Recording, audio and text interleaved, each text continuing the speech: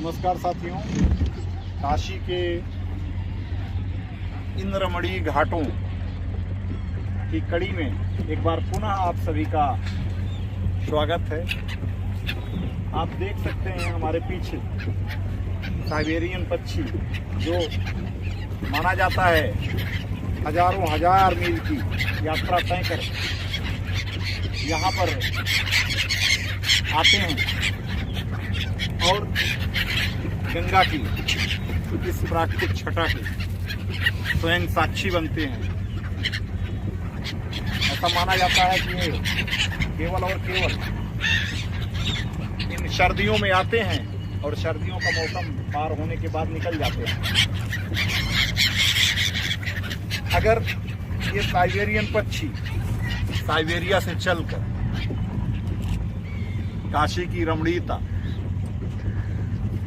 गंगा की शोभा और गंगा की अलौकिक जो गरिमा है, इसको निहारने के लिए, स्वयं को भागीदार बनाने के लिए हजारों लाखों मील की यात्रा कर सकते हैं। तो आप सभी लोग भी काशी के पर्यटन के अपने को साक्षी बना सकते हैं, भागीदार बना सकते हैं। काशी के बारे में जैसा कि सर्वविदित है, विश्व की सबसे वर्तमान में जागृत जीवंत नगरी अगर कोई है तो काशी ही है। क्योंकि काशी का जो ज्ञात इतिहास है वो तब से है जब से हमारे पास लिखित इतिहास है। हम सभी लोग जानते हैं कि हमारा जो लिखित इतिहास शुरू होता है, इसमें 16 महाजनपद, जिनको षोडश महाजनपद के रूप में जाना जाता है, जो पूर्व बुद्ध काल के हैं और तब से सक्रिय रहे हैं। उन 16 महानगरों में नंबर 1 पर जो है नाम, वो काशी का आता है। बाकी सारे महानगर वो, मैं अगर अपनी स्मृति को ताजा करना चाहूं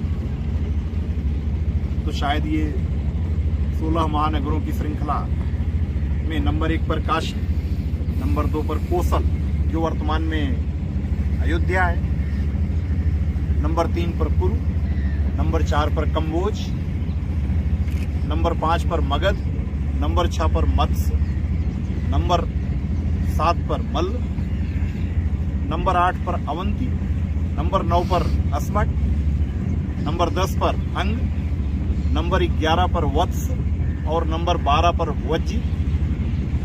वत्स और वज्जी ये दोनों गणराज्य थे।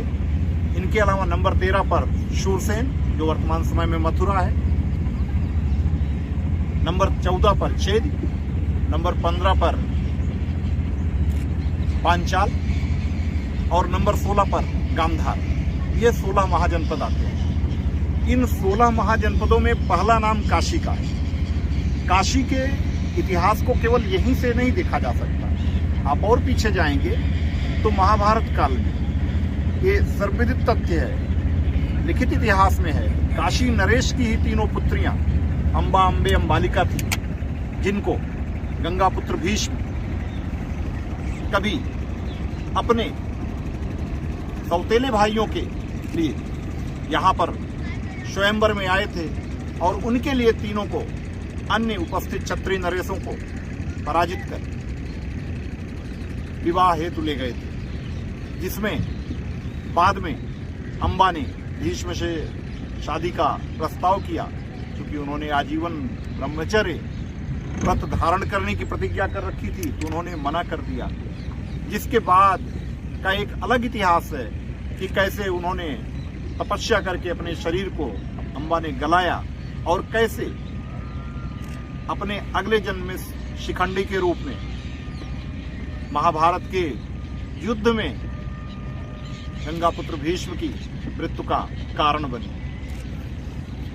ये पीछे के पौराणिक कथा, महाकाव्य कथा को बताने के पीछे उद्देश्य है कि काशी की जीवंतता आज से नहीं है, वो सहस्राब्दियों से है। हमारे लिखित पौराणिक ऐतिहासिक दृष्टांतों से है, हमारे लिखित पौराणिक ऐतिहासिक महाकाव्यों और अन्य ग्रंथों के समय से है, और एकमात्र जीवंत महानगरी है जिसे मैंने बताया जो कभी समाप्त तो नहीं हुई। काशी का जो अलौकिक सौंदर्य है वो इसके घाटों पर ही उभर कर सामने आता है। सुबह बनारस का सही रूप में अनुभव करना है तो काशी के इन घाटों की यात्रा करें।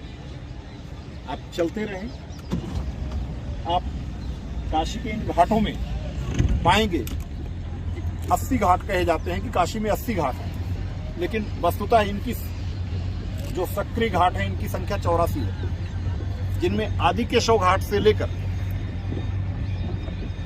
आपका संत रविदास घाट, संत रविदास पार्क घाट जिसे बोलते हैं, वहां तक घाटों की संख्या जो सक्रिय हैं, जहां लोग स्नान ध्यान व्रत पूजा करते हैं, 84 है। इन सारे घाटों में आप देखेंगे एक अलग किस्म की ही अलौकिक छटा आपको दिखाई देगी। यहाँ पर किसी भी रूप में आपको ऐसा नहीं महसूस होगा कि कहीं भी लोग नहीं हैं या कहीं पर उपस्थित नहीं है। आप इनकी श्रृंखला को देखकर पाएंगे कि लोग काशी में आराम से अपनी सुबह और संध्या दोनों की उपासना काशी के घाटों पर करने के लिए विद्यमान मिलेंगे।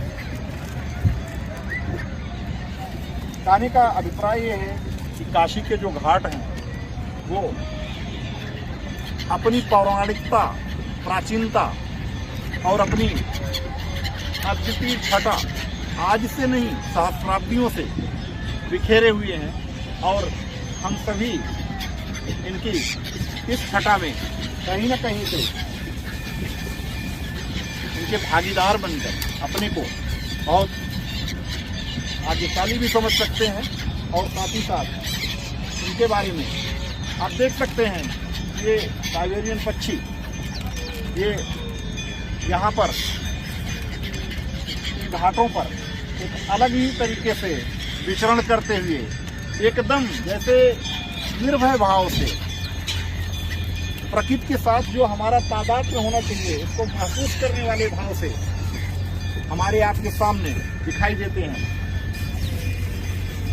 ये कहीं न कहीं से प्रकृति के साथ हमारी जो तादात्म्यता है, जो हमारी भारतीय संस्कृति है, जो पशु पक्षियों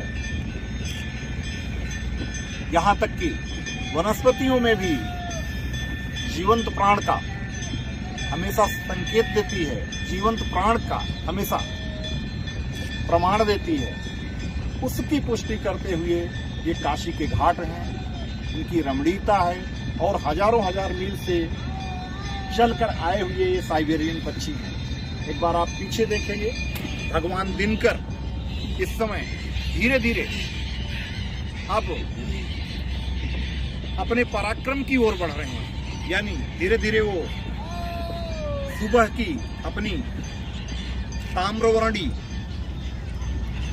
प्रवृत्ति से पीतवर्णी प्रवृत्ति की ओर बढ़ रहे हैं, जो उनके पराक्रम का प्रतीक है, और शाम को पुनः जहां से वो शुरू किए थे वहीं पर पुनः प्राप्त हो जाएंगे, यानी पुनः ताम्रवर्ण के हो जाएंगे। ये इसके माध्यम से भी हमें जीवन में संदेश मिलता है।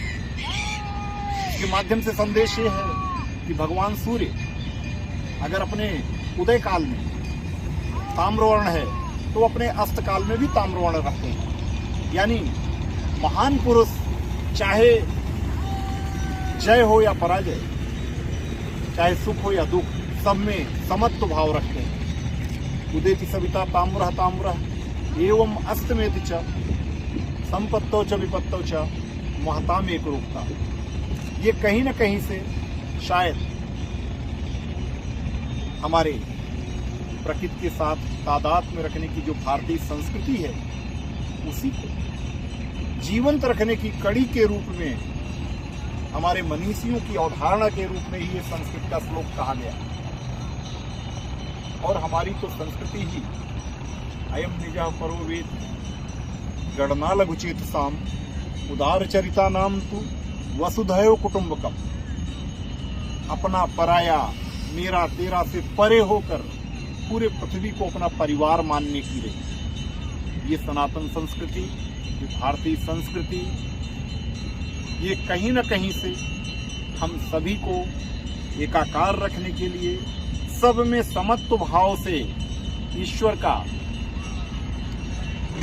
उस ब्रह्म का अंश देखने की जो प्रेरणा हमें देती है, वह अपने आप में अद्भुत है, अलौकिक है, अविस्मरणीय है, अद्वितीय है, अनुपम है और हर दृष्टि से अतुलनीय। साथियों, आज की गंगा की इस शोभा यात्रा के क्रम में हम अब अपनी वाणी को आगे बढ़ाते हुए भारतेंदु बाबू हरिश्चंद्र की जो गंगा की शोभा शीर्षक से लिखी गई पंक्तियां हैं उनके साथ समाप्त करेंगे, क्योंकि ये पंक्तियां शायद हम लोग कक्षा 7 में थे या 8 में, मुझे याद नहीं है सही रूप में किस क्लास में थे, हिंदी में पढ़ते थे, तब से मन को हमेशा बहुत ही, आप कहिए, उमंग से भर देती थी। उन पंक्तियों के साथ मैं अपनी वाणी को विराम दूंगा। वो गंगा के ही बारे में कहा गया है और गंगा के घाटों पर ही शायद बैठकर भारतेंदु बाबू हरिश्चंद्र ने रचना की होगी। नौ उज्ज्वल जलधार हार हीरक सी सोहत बिच बिच छहरति बूंद मध्य मुक्तामणि कोहति लोल लहर लहि पवन एक पई आवत जिमि नरगन मन विविध मनोरथ करत मिटावत। धन्यवाद साथियों।